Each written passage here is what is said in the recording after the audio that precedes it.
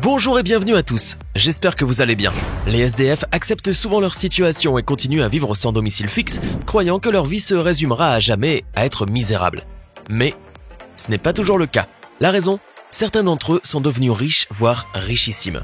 Vous pensez toujours qu'il y a peu de SDF à qui la chance se présente de manière aussi incroyable ?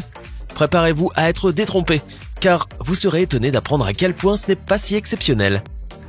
Vous êtes prêts ? Voici les 10 SDF qui sont devenus riches.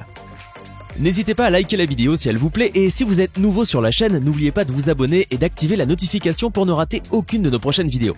On commence.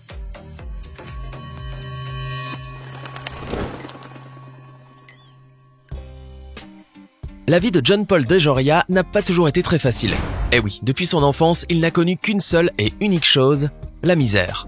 Son histoire est en tout point remarquable, mais aujourd'hui, il en est parfaitement fier. Vous voulez probablement connaître quelques épisodes de sa vie. Alors, il faut savoir que John Paul a d'abord grandi dans un quartier très populaire de Los Angeles.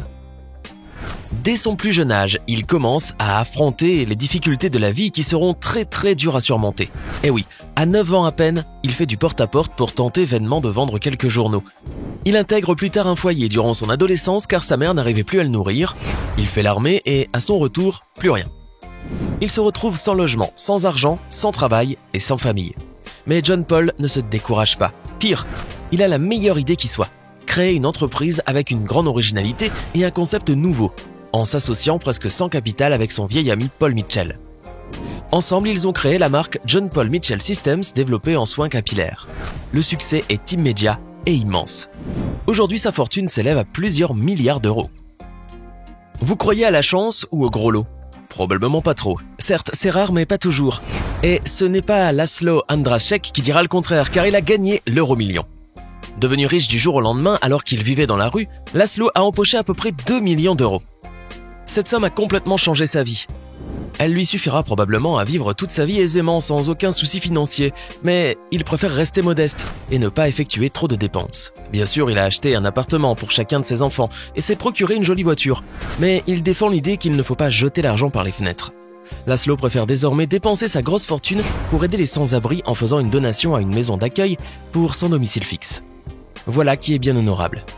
Alors, vous pensez toujours que la chance n'existe pas ?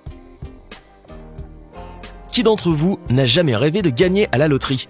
On voudrait tous pouvoir sortir de notre quotidien et débuter une vie toute nouvelle. Nous avons tous des rêves qui n'attendent que de devenir réalité et qui parfois demeurent que des rêves. Car oui, c'est quand même rare de passer du jour au lendemain d'un mode de vie à un autre. Pourtant, c'est exactement ce qu'a vécu Michael Enkfors. Sa vie a complètement changé lorsqu'il a gagné à la loterie américaine. Durant 6 ans, il a vécu dans la rue, il a sombré dans l'alcoolisme et dans la misère la plus creuse. Tous ses espoirs semblaient s'effondrer. Et pourtant, un jour, sa chance a fini par tourner, car Michael a gagné à peu près 450 000 euros. Une richesse qui lui suffira pour vivre de manière assez aisée durant le restant de ses jours. Lorsque l'on est SDF, les alternatives sont souvent rares. Khalil Rafati a trouvé comme seule solution l'idée de vendre de l'héroïne. Et pour arroser le tout, il en consommait également. Son visage était d'une maigreur pathétique, plein d'ulcères et d'hématomes. Et son addiction à la drogue a fait de lui une personne tout à fait misérable. Les conséquences ont été très lourdes pour ce jeune homme. Il a fait de la prison et a vécu sans abri durant des années. Mais le pire dans l'histoire, ou le mieux, cela dépend, est qu'il a frôlé la mort en ayant eu une overdose en 2001. Depuis, ça a été le déclic. Le miracle tant attendu. Il a changé radicalement son mode de vie, cessé de consommer de la drogue de manière définitive, son alimentation est devenue saine, il a pratiqué du sport et surtout, il a créé une marque révolutionnaire, un jus détox qui connaît un succès énorme. Son nom, Sun Life Organics. Et puis devinez quoi, depuis ce jour, Khalil Rafati est millionnaire. Ted Williams a longtemps écrit dans sa petite pancarte en carton qu'il avait une voix en or et que c'était un don de Dieu. Les passants le regardaient, en riaient, partaient sans plus de curiosité. 10 ans sont passés et Ted Williams est toujours dans la rue, acceptant la réalité et perdant tout espoir d'avoir une vie meilleure. Mais comme vous l'aviez deviné peut-être déjà, en 2011, sa vie connaîtra un changement tel que Ted Williams deviendra très riche. Vous vous demandez peut-être comment a-t-il pu en arriver là, lui qui n'est qu'un SDF. Eh bien, il s'est avéré que sa voix était réellement en or. Grâce à un journaliste qui l'a filmé et qui a publié une vidéo sur son journal, Ted Williams s'est fait connaître à travers tous les États-Unis. Il a ensuite participé à une multitude d'émissions télévisées qui, entre autres, ont contribué à sa richesse. Aujourd'hui, il est animateur radio et gagne très bien sa vie. Bravo Ted. La vie offre bien des surprises parfois, et Max Melitzer en a été témoin. Cet homme a une chance comme nul autre, car après avoir vécu près de 3 décennies dans la rue, à ne manger que des restes et à vivre d'une façon parfaitement misérable et triste, il s'aperçoit qu'il hérite d'une somme qui pourrait lui permettre de vivre dans la plus belle maison qui soit et en mangeant dans les meilleurs restaurants de la ville durant toute sa vie. Imaginez donc le choc que ça a dû lui faire lorsqu'un détective privé engagé par sa famille est venu le retrouver pour lui apprendre la nouvelle. Comme toute personne sensée, il a d'abord cru que c'était une blague, mais pas du tout. Max Melitzer est maintenant riche. Très riche. Une fois qu'il a compris que c'était réel, le détective l'a emmené pour manger des fruits de mer, un plat qu'il n'avait plus goûté depuis 25 ans. Max vit depuis dans l'opulence.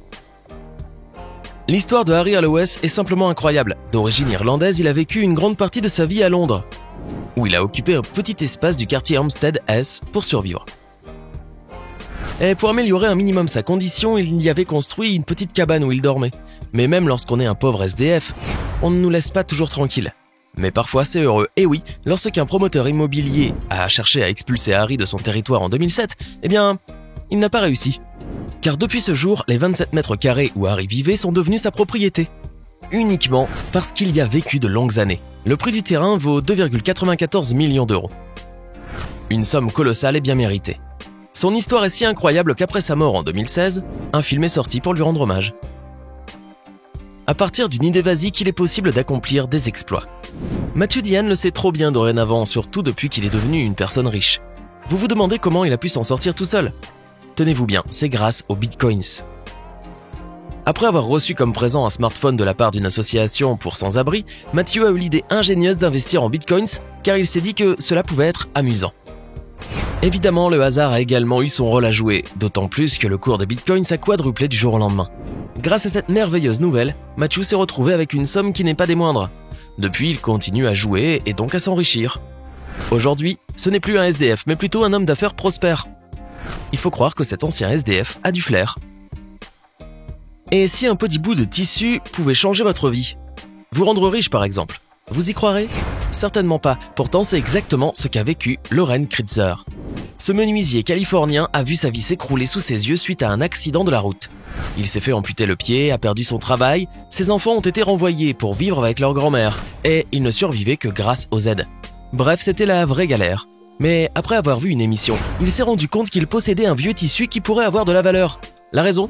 Il a été tissé à la main avec laine teinte en 1840 et appartenait à un chef de tribu indien, Navajo, qui le mettait sur ses épaules lorsqu'il accueillait ses hôtes.